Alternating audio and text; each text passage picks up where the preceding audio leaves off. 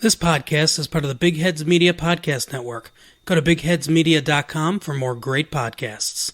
Well, hello everyone. Welcome back to Dumpster Diving. Yep. You're out of practice. You didn't do your or whatever it is. Yeah, I was thinking about which I couldn't remember which one I was supposed to do now, the splash or the metal sounds, and then I thought of a racist joke involving metal sounds, and I'm like, oh, that's a really weird joke. Where'd that come from? And then next thing I know, you're talking. Okay. Well, this is Dumpster Diving, where we look at something horrible from the past.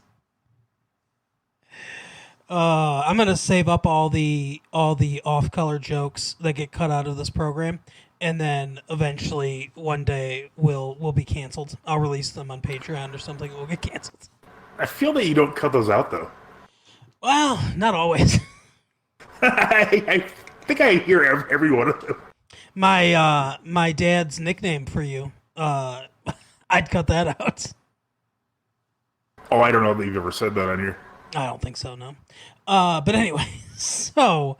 It was not flattering. No. Or accurate? I don't think so. I've never done a 23andMe test. He just did it because it rhymed and he thought that was funny. I feel that was... Yeah, I feel that was the joke part for him.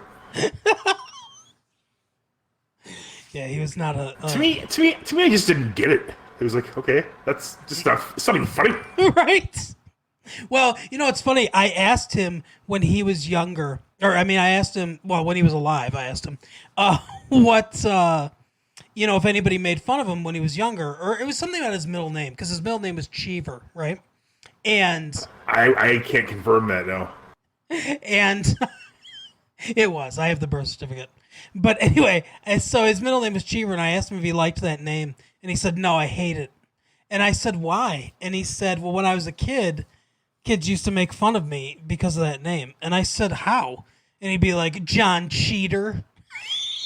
And I just laughed. What? I just laughed at his face. And I was like, that just makes me feel bad for your bullies. They couldn't come up with anything better than Cheater? Like, what the... Right. That was like so offensive. Like, oh my heavens. Yeah. Oh my good stars. Don't let the teacher get word of this. He doth went there. that was a spirited clapback, Reginald. And out of anger, your dad broke a pencil over his knee. And then the audible gasps, were just everywhere. Oh my God! Oh yeah, John Cheater. What a sick burn. What a scoundrel. But speaking of scoundrels, whoever created the show Sabrina the Teenage Witch is quite a scoundrel. Who directed this episode? That's what I want to know. Because this was I feel they just let the camera stay on. This was some of the weirdest directing I'd ever seen. There were more cuts in this than Liam Neeson going over the fence in Taken. Jeez. I mean, it was like... much darker there. No. Speaking of off-color jokes, there was no coverage like shot in this episode at all. So it's like they're upstairs. She's talking to her aunts, and then it's like smash cut. We're downstairs. We don't need to fucking see her leave the room or walk down the stairs. And it's like that. Every transition was like that. It was just harsh transition. Yeah, I feel like we need to explain what we're talking about a bit first. Oh yeah, probably. Yeah. Yeah, we're watch. I don't remember what this episode's called. It's an episode of Sabrina. Some would say Sabrina, the Teenage Witch. Somebody's not the not more recent dream. one that came out on Netflix. Right. Jenny's Not So Dream or something like that. Yeah, something like that. So, but it was by not the one that recently came out on Netflix, but the one in the 2000s or late 90s, I guess, on ABC. September 27th, 1996 to April 24th, 2003. I didn't look that up. I just have that knowledge off the top of my head. I don't know why. Okay. Yeah, regardless, it was. I don't understand how it was on so long. This is the very first season, and the show is already like just ridiculous. Hmm. I've caught bits of it over the years. Did you ever regularly watch this one yourself, Mark? No, I never. My wife likes this show a lot for some reason, and I never actually watched the show. Right, like you, I might have seen maybe like 5 or 10 minutes of an episode here or there way back when it was actually on the air, but I never actually like sat down and watched an episode. Yeah, I feel like this is just like one of those shows that was like on in syndication or something. Because I always heard like a joke about this that like if you like take a drink every time the cat talks by like the later seasons, you'll be dead or whatever. Uh huh. But this is the first season, and that cat never shuts the fuck up. Like the entire time it's talking, it's a torrent of language from the cat. Yeah, voiced by Nick Bakay. I don't know who that is. I only remember him from. I think he's supposed to be a comedian or something, but I only remember him from. He did some NFL films. Just different like retrospectives and stuff like that for NFL films. Gotcha. That's what I know him from. I feel like he almost sounds like Greg Proops a little bit to me. I don't know why, but he just kind of has a little bit of that quality. Like I thought the voice sounded like familiar to me, but the name Nick Bukaki does not sound familiar at all. So. Sorry, a little more harsh than cheater. Yeah. Nick Cheater Bukaki. Now you really got him. This guy's a fucking cheater. Now the salt's really in that wound. That's my new ultimate insult. Oh yeah? Oh, this guy's a cheater. Just like you fucker. Yeah, so like, I don't know, I don't really understand. Okay, so she's like apparently she's a witch, and then she lives with her aunts who are also witches, and I guess like nobody knows her witches, kind of like a, what do you call it, Bewitched kind of thing, but with like more people. Yes. Yeah, exactly. And I don't know how old Melissa Joan Hart is in this episode, but she's like showing like a surprisingly large amount of skin for some reason. Oh, really? I didn't really notice. And she's like wearing like almost like a shirt that goes over like her stomach. I mean, I'm just surprised that Disney would put something on there, or that it wouldn't be protested in the time period. Well, as you kind of suspected, I know CBS Studios actually produced this. Viacom. It was a syndicated show. Now, it did air originally on ABC. ABC is the one that bought the syndication rights for it. But then it transitioned to the WB. So that's never good. Melissa Joan Hart would have been 20 in the first season. She was born in 1976. Oh, thank God for that. But yeah, this episode is like you said, the whole series is weird. I only recently found out that Sabrina is related to Archie comics.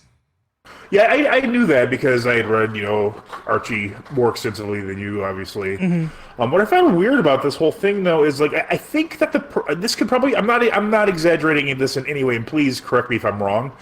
I feel like this entire script could be written by one person in one sitting. That's how bad this show. Yes, absolutely. It never at any point is. I mean, I think you picked this one, and you said as much before we went on the air, and by on the air I mean on the recording. That you picked it because Penn Jillette and Teller are in it, and that's I am a big fan of them.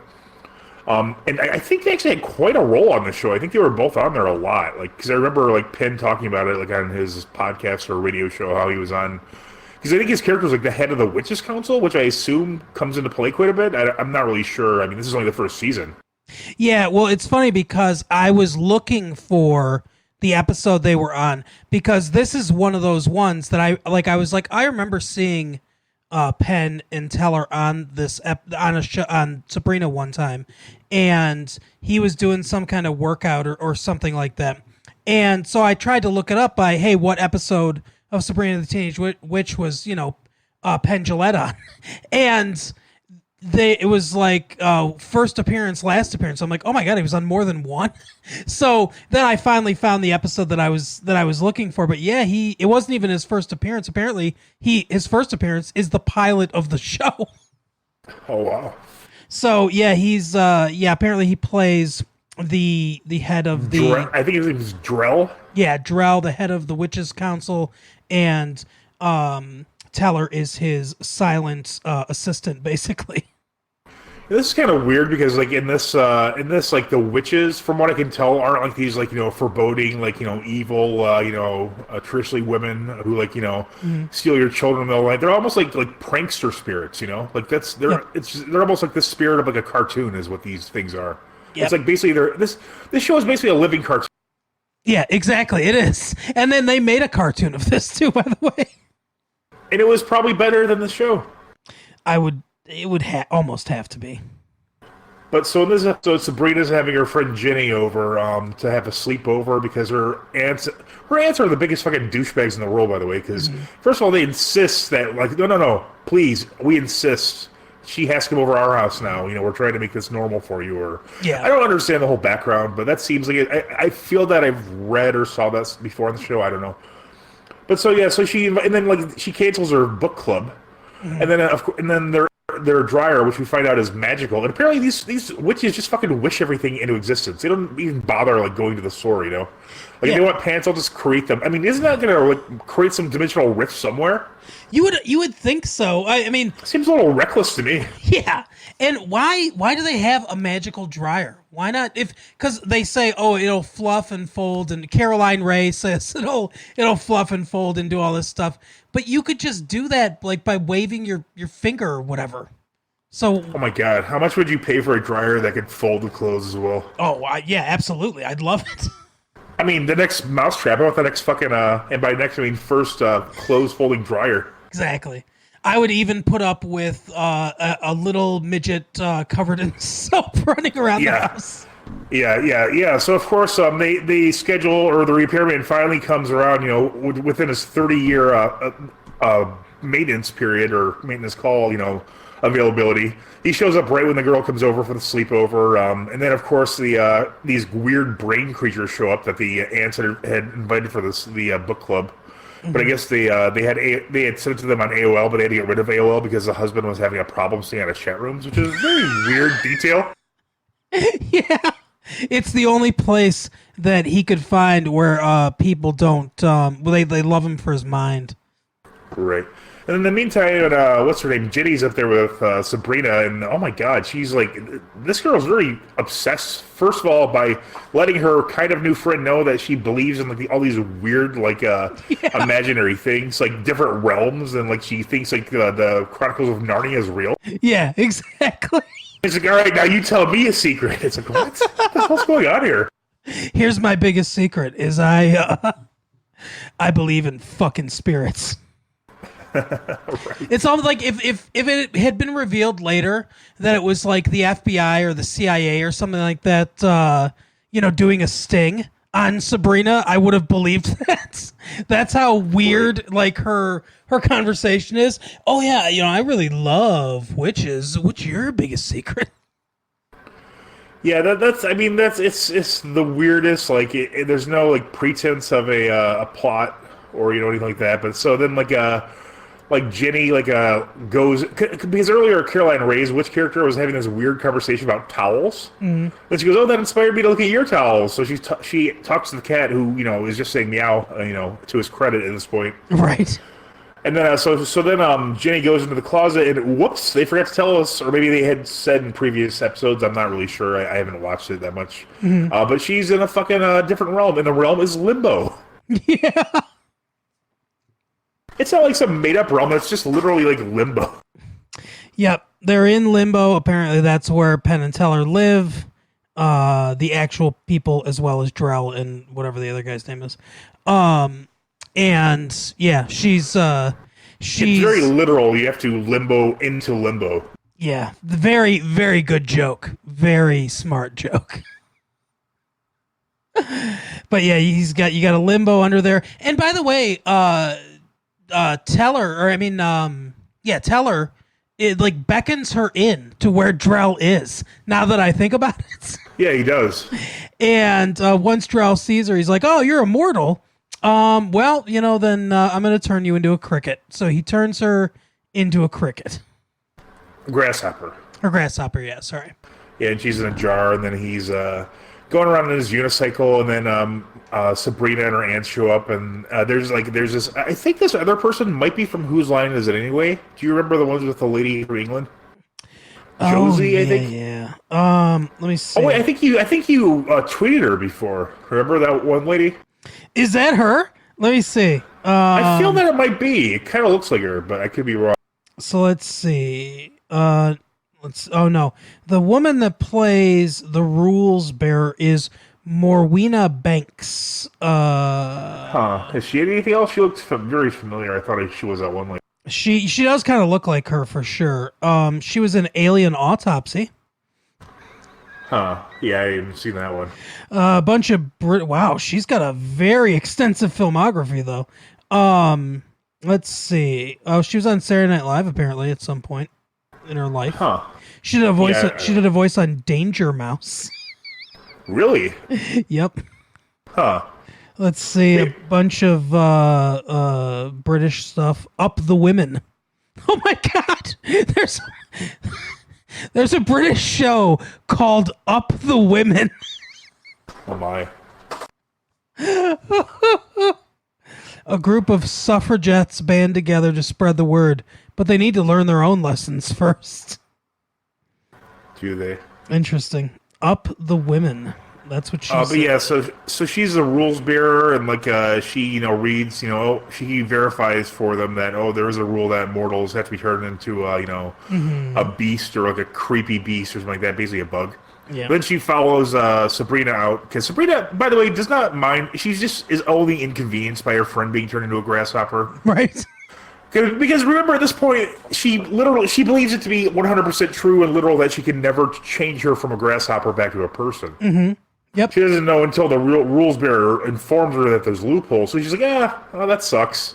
I have to make a new friend is basically what she feels about. Yeah, exactly. Oh, well, that's over now. Well, he's dead. Yeah, so the rules bearer tells her about all these loopholes, and then one of the loopholes is to if the person doesn't realize that they were in there, then they're exempt and they can go back to the mortal realm. So Sabrina and her aunts decide to make it look like make her think she's in a dream. So they have all this really wacky stuff, like she's taking a test, she's running, and then at one point she goes, if I'm dreaming, then Jack Wagner would be here. Jack Wagner's always in my dreams. And then she snaps her fingers, and Jack Wagner's there. Yeah. And he goes over. He's like, "What's going on here?" She goes, "You were in my other dreams." He's like, "I don't know what's happening." And then she snaps him out again, which to me must be the most terrifying experience ever. Seriously. You're just pretty famous, I guess, soap opera guy. Probably, you're probably well off financially. You have a lot of fans. You're not so famous that you can't go anywhere. Then all of a sudden you just blink out of existence and appear in this weird realm with and mind you, the props be damned. This is supposed to be actually giant pieces of fruit, not these giant, very fake looking pieces of fruit. Right. So Jack Wagner, excusing the set design, is in this weird realm of giant fruit. And this woman walks to him. By the way, he was a mortal that also appeared in Limbo, so why didn't he get turned into a fucking cricket? Right. And another part about that too is they say something about his brother or oh look, your mom's coming or something like that. And they look past the camera. As far as I know, they must have actually done something there because why else would they be reacting? So they literally are his brother's out in the field or something weird like that. Right. I can't remember what it was. Oh, yeah, terrible. And another thing I was thinking about quite a bit was while they're doing this whole wacky dream sequence, which is the dumbest thing ever. I think they improvised it. That's how dumb this thing. Oh yeah, it was not good. Yeah, but then I wonder what Pin's thinking because you can see him in the background the whole time. I wonder what he's just is going through his mind at that point. He's like, oh my god, what the hell did I do here? What am I doing? What does my life come to? Right. Or maybe he's just laughing at how much money he's making for that short period of time. Could be. That's what I'd be doing, probably. But yeah, so then she goes back, and then they levitate her back into her bed. And I guess she's sleeping on the bed. I don't understand what arrangement they have as far as the sleepover goes. Right. I don't really get into it too far. You take see Sabrina I think Sabrina's sleeping on the floor because I think she's putting her blanket down there and shit later. That is nice. Yeah, we forgot to mention that the repairman for the magic washing machine has a tail. It's like this giant, like, raccoon tail. Yeah, and once he hears that a mortal's there, he's like, "Oh, I would tuck it in, but it itches." Right, like, he doesn't care that he breaks this, like, weird fucking, like, witches, like, agreement or whatever they have there. And then the lint gremlin is running around. That's what was the problem with the magic washing machine or dryer. But the problem is, it's like the slowest moving thing ever, and just nobody can catch up to it. Nobody's even. It would be the easiest thing ever to stop this creature. Yeah, absolutely. I mean, it's clearly like a child or like a little person, who's not very fast, because you get the feeling that Caroline Ray could just lap him if you wanted to. Like, that's how slow this guy is. Right. I mean, even this old-ass repairman could probably catch up with him. Yeah, I don't see how he couldn't, or somebody could just block him on the way out. But what's he going to do with that gremlin once he gets it? He's going to fuck him.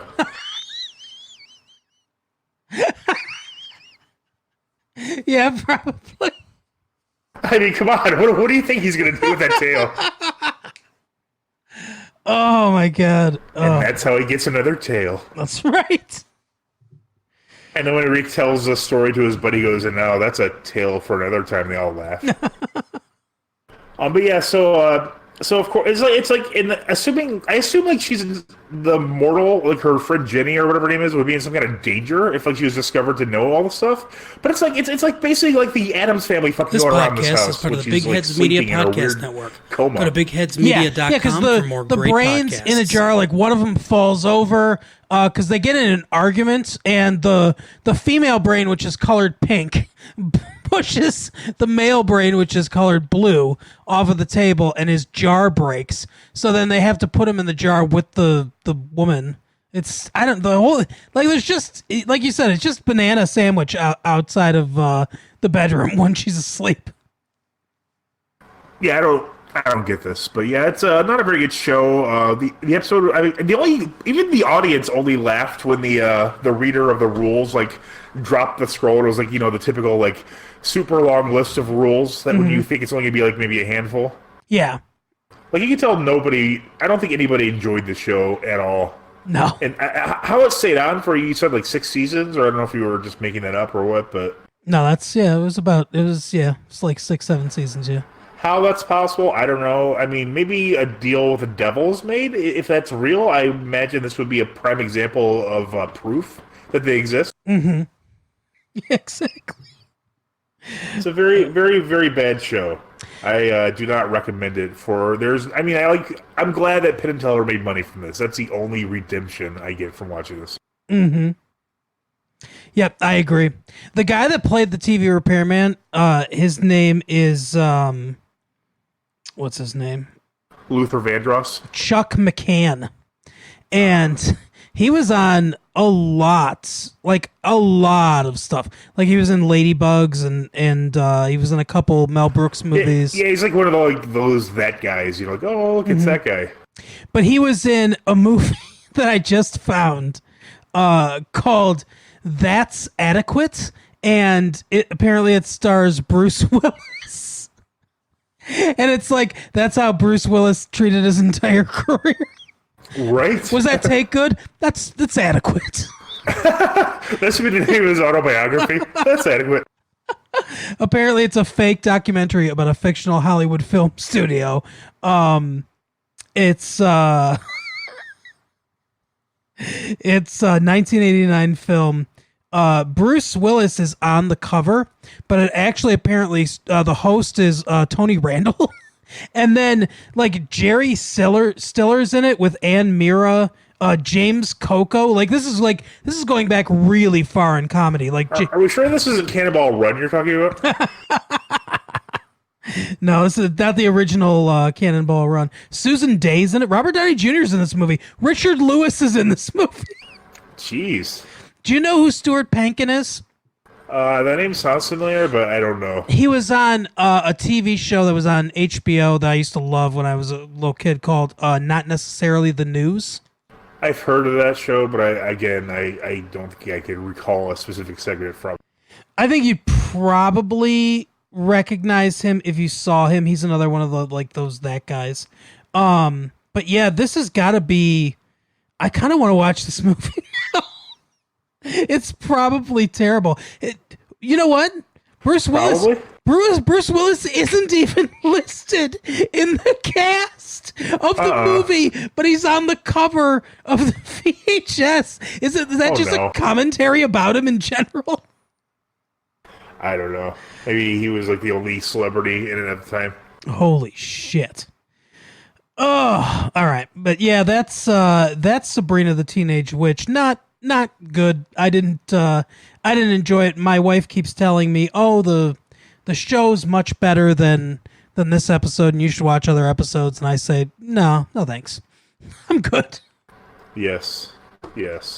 All right, but that is our episode for the week. As always, you can write us as if you listen to the normal not the normal show, but they're all abnormal. But if you listen to our main show, you'll have heard that we've started to read some emails from listeners kind enough to write in. So if you want to ask one douchebag named Brandon. If you want to ask us a question, if you want to... Is that his name? I don't think that's his name. It is he his knows name. What I'm talking. It was his name, Good. Brandon. Good. Brandon. Was. But if you want to ask us a question, if you have a comment, if you want to swear at us, apparently, you can write to us, massivelatefee@gmail.com. You can find us on Twitter, Facebook, all those places, Massive Late Fee. Just search us and you will find us on all the social medias. Until next week, thank you for listening. Thank you for telling friends, and we will see you next time. Yeah, Brandon, as soon as you get done playing with that lightsaber fleshlight you got there, go ahead and unsubscribe from our podcast.